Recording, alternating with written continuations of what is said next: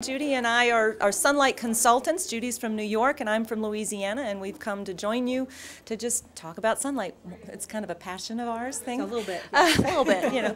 But today we just wanted to talk about you can homeschool. You know, we all in those first days are going, I don't know, can I do this? You know, it's kind of that last hesitation before you take the leap.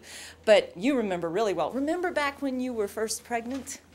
And, you know, maybe it didn't seem like the right time and you weren't real sure about this parenting thing to begin with, and the finances might not have seemed to be there, but you're pregnant and it's going to happen. And so you had all these questions. You asked mom and dad. Well, dad may not have helped a lot, but you asked mom. You might have asked the lady in the grocery store line. You went to classes. You read books. You researched. You found out what was going on.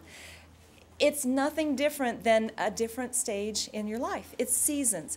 We all hit a new season, and at that point, we get uncertain. Can I do this? Can I not? But when you just step into it, suddenly you kind of learn the ropes. Sometimes it's a little rocky. You get going. You get more help. You talk to people.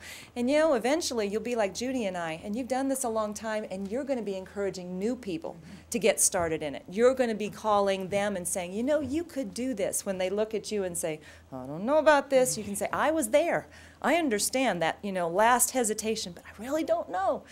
You can. You just get help. You find someone who can guide you, find someone who can answer. Sonlight's got advisors available online or by phone. You're welcome to call them during business hours and ask those questions. You know, we can help you with using Sonlight, and we've all been homeschoolers ourselves, so we can give you that guidance to keep you going. But find someone close by. Don't rely on just us long distance. Find someone in your own area. A great way to find other homeschoolers is first looking through your state support group, but also go to the library. Libraries usually know the homeschoolers in the area, and that's a great place to find some references to other homeschoolers that can help you out. But ask those questions. Don't hide yourself away and think I'm all on my own doing this, because you will have some help along the way. You can find assistance, whether it's long distance or local. But it really helps to have someone who's been there, done that, tells you you will survive this stage. It's a little bumpy, but it's going to smooth out once you get past the rapids, you know?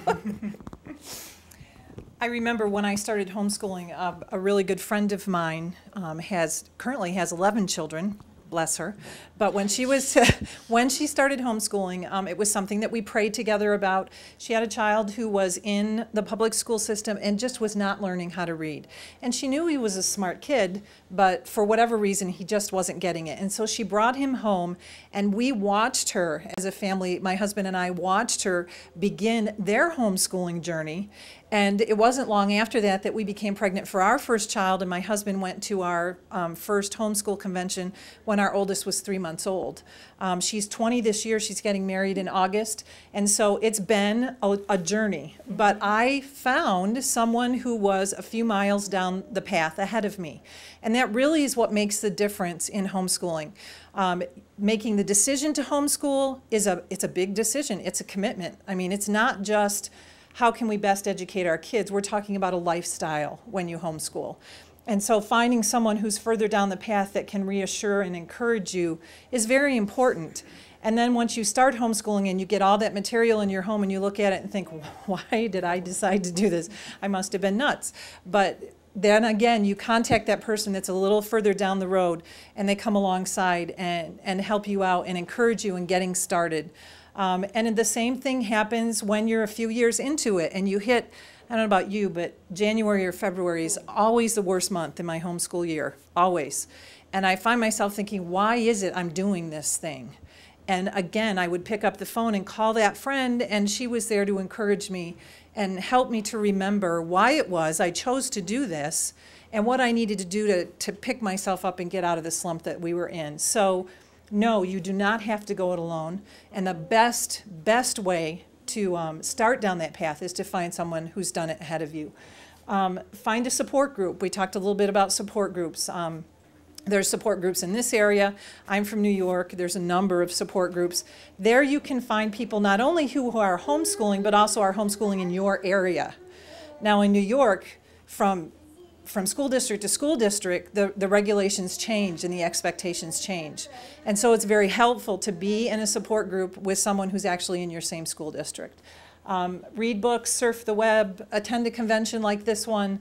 All of those are excellent resources for finding out how to get started homeschooling and for continuing on the journey. Now, what's the benefit of the homeschool convention? Lots of things. All you want to know about homeschooling, you know, you can find the beginning workshops, you can find the individual workshops on curriculum or materials you're interested in. You'll find a building full of people who have been there, done that, and some things you'll be exposed to sound really great, but they may not be for now. They may be for later. You know, something to think of as you get your feet going. You know, keep it simple the first year.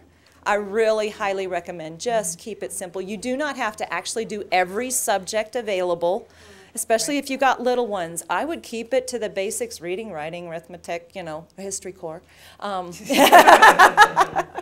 But don't feel like you have to jump in and bite it all off at one time, or you're going to have a mouthful.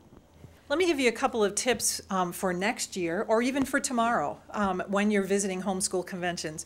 Going to a homeschool convention is kind of like going on a family vacation. Now, most of us do not just wake up one morning and say, oh, let's go on vacation and load the kids in the car and take off. There's some planning that takes place, and depending on your household and your family, maybe there's more or less planning. But when you get ready to go on a vacation, you think about your destination, you think about how you're going to get there, and you think about what you're going to do while you're there. Most state homeschool conventions have websites. Prior to their actual convention date, they will list the speakers, they will list the workshops. You need to invest some time prior to going to a convention and pore over that workshop list. Decide what looks good to you, what's applicable to you. You know, if all you have is little children, don't go to workshops about writing high school transcripts, because it's just not, you know, germane to where you are. Look for, if you're brand new to homeschooling, look for a workshop like this: Introduction to Homeschooling, You Can Homeschool, How to Homeschool in Colorado, you know, any of those kinds of things. And then each progressive year as you go, you'll begin to get a feel for your homeschool event, your convention. You'll begin to get a feel for what you want to do next year, perhaps what you want to look for next year, and then go prepared. Decide ahead of time. Yes, I'm looking for specific things. Here's my shopping list. Here's how much I'm planning to spend. Or decide, nope, I am not going to spend money the first day. My first day is just for looking around, researching, and don't let yourself be talked out of that. Now, a curriculum hall in a convention center exists for one reason: to sell their curriculum, okay? They are there to take your money. And that's a good thing, that you have all of these options and all these resources.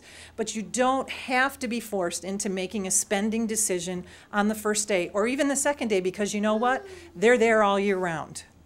And yes, there are some perks to buying the weekend of a convention. Some places will give you free shipping or a discount or whatever. But don't let yourself be talked into a sale until you're certain you know what you want. Go prepared with bottled water, take some snacks to keep your blood sugar up, and find a pair of shoes that works for you. Because you know what? You can't make an intelligent curriculum decision on a Saturday afternoon when your feet and your back are killing you. So just like you pack certain things to go on a vacation, pack things to go to a homeschool convention.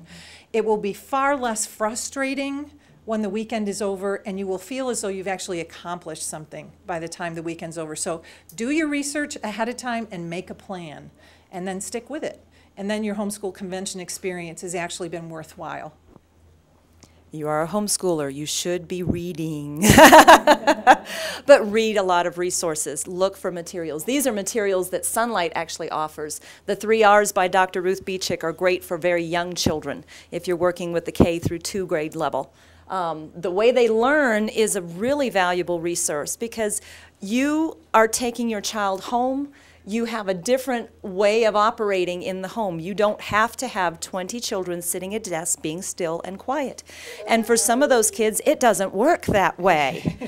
What I learned from Cynthia Tobias, and I read this book probably 15 years ago, and it just freed me tremendously. There was no requirement for school to be done at a table or at a desk in a chair. I had one of those boys that was happiest laying on the floor or under the table or somewhere like that. And that was okay. That was just his style. Now, we trained him there are times that you need to be in the desk, and it's better that way. But there were also times that his moving body just wasn't going to sit, so he did math at the kitchen counter because it was a higher surface than sitting in a chair. And that way he could wiggle and still write, you know? So there's a lot of variations you can incorporate. I recommend that you spend some time reading the way they learn. There is also, there's a webinar that we have on our podcast page about learning styles. Where we taught about looking into kinesthetic, auditory, visual. The schools are generally set up for visual learners. And if you have a child that's not being successful in school, it's very likely that is not their learning style and they are struggling because of that. You can adapt your approach in your homeschooling to meet the learning style of each individual child, and I'll warn you, they will probably be different. You know, it's just kind of like the personality thing too. Don't reinvent the wheel, you know. That's where you learn from those that can be mentors or those can help you have learned themselves. Take advantage of that wisdom. That's why we're creating the podcast and the webinar library, so that what we've learned we can pass on to you and help you get started smoother. I will just reiterate what Kelly said. Sonlight carries that book, The Way They Learn. And if you're already homeschooling, you need to read it. If you're just beginning homeschooling, you need to read it. Because not only does it talk about your child's learning style, but do you know that you have a teaching style? And your teaching style may be very different than your child's learning style. And so it may be that if you're struggling with getting your homeschool off the ground, that may be why. And so she gives some very practical ideas on how to mesh the two. My first child... Yeah. Exactly. It's my first child and I are very different. Yeah. See, my first child and I are very much the same. She has the same learning style as I do, teaching style, and my first 3 years homeschooling were a dream. And then my second child came along and she was like an alien from another planet. And she has an entirely different learning style than I do, a teaching style, and we really struggled until we do. She's 17, she's a senior in high school, and we're best friends. We really are. You may just be getting started with young ones, but Judy and I have taken them through high school and into college. And it is not hard to get your homeschooled student into college. Yes, just in case you dads needed to know that, yes, they will be accepted. So then the question is it legal?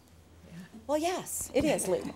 Now, every state's got different regulations, so you need to learn what your state's regulations are. HSLDA is a great resource website to go to. You can click on your state and get an outline of those regulations. Then you might want to talk to someone who's homeschooling locally and get the translation of that legal regulation, just because sometimes it's like, okay, now what? Your state homeschool regulations, that's one of the things your state organization or your local support groups can help you with. So contact them for assistance. But like Kelly said, it is legal in all 50 states, and even if you move to a state where homeschooling is difficult, like it is in New York or Pennsylvania, or for a while there, California, it is still entirely legal to do it, and HSLDA is a great resource for figuring out how you can do it if you run into difficulty. I ran into difficulty a couple times in my homeschool career. I picked up the phone and called them, and I had an answer on the spot. And so find a resource like that or something similar to help you along the way deciphering the legal regulations and requirements. But one of the best things that you can do beyond researching homeschooling itself is to make yourself familiar with your local regulations. You need to be a student of homeschooling in Colorado, just like I had to become a student of homeschooling in New York.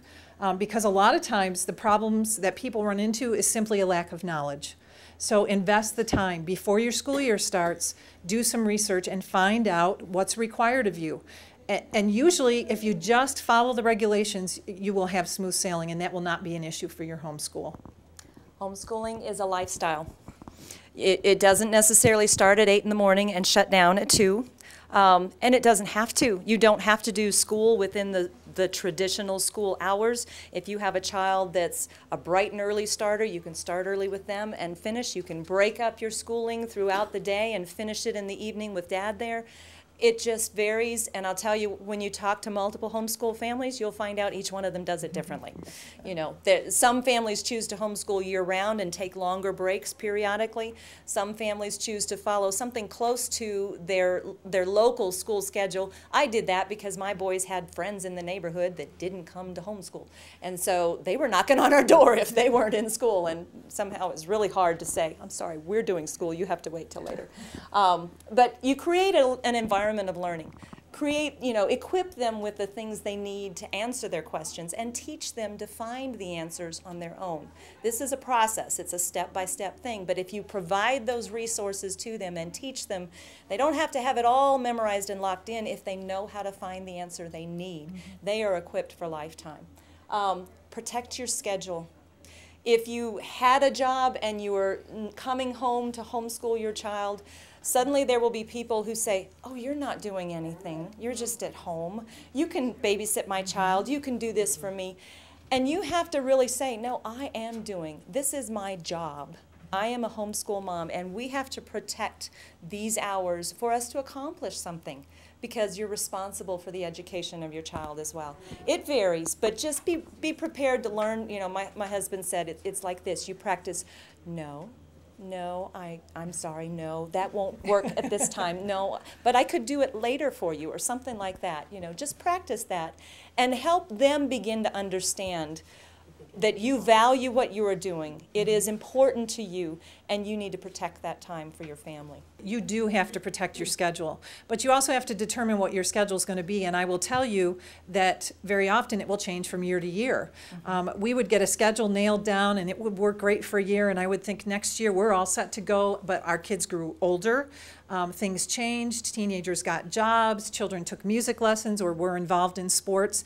So not only do you need to protect your schedule, but you need to be flexible with your schedule and realize that that's part of the lifestyle of homeschooling, and it is a good reason to homeschool. My kids had opportunities to do things they never could have done had they been locked into a traditional 8 to 2 school day. So that's an excellent reason for homeschooling, but you need to protect that. One of the other things that we've listed here is learning to enjoy one-to-one teaching. My kids and I became best friends through education because we spent time together learning. Homeschooling is just not about teaching your children. Homeschooling is about learning together. And so I've learned way more than I ever dreamed of learning when I was growing up and in school, alongside of my children, and what a bond that creates between the two of you, because your kids see that mom and dad don't know everything, and that you are human and you can learn together, and you can struggle through algebra together. You can hate math together. It's a bonding experience. But you can also get excited about biology together and exploring God's creation as you dissect a frog. There are just a whole lot of opportunities to build that relationship because you're learning together. And so if you go into homeschooling thinking I'm the teacher and you are the students, then that's probably not going to be a good approach to take. You want to go into it with the idea that we are going into this journey to learn together. So homeschooling is definitely a lifestyle. It doesn't start at 8 and end at 2. Our learning goes on all the time, in the car, on vacation, in the grocery store. Look for teachable moments. Take your kids grocery shopping with you and let them figure out how much you're going to spend before you go to the checkout. When you go on vacation and go to the beach, science lessons abound at the beach. So look for teachable moments. That's one of the blessings of homeschooling. It's not just about academics, it's about relationship. You build a relationship with your family, with your children. Mine are all grown now. But my last one graduated last year and joined the Army. That was tough, but it's okay. But he sent me a picture on Mother's Day of his car. He's stationed in Kansas. And he had taken window chalk and written on there, "Honk if you love your mom." And drove around post, this tough soldier, getting all kinds of honks. And I tell you, that just was precious to me. That was so special. You know, here he is gone, and I had a hard time when he left, but he's still making those connections back home. And that's a relationship that I treasure. You know, academics were great, and we learned a lot together, but it's that relationship that's been tied closely for us that was a real value.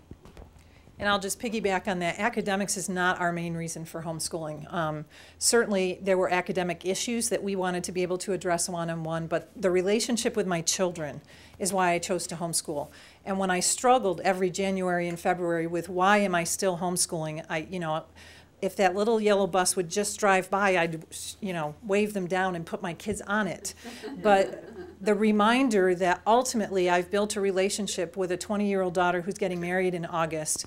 And as she's talking about what it's going to be like to be a wife and a mom, she's talking to me. She's not going to, friends or people outside of our home. She's talking to me.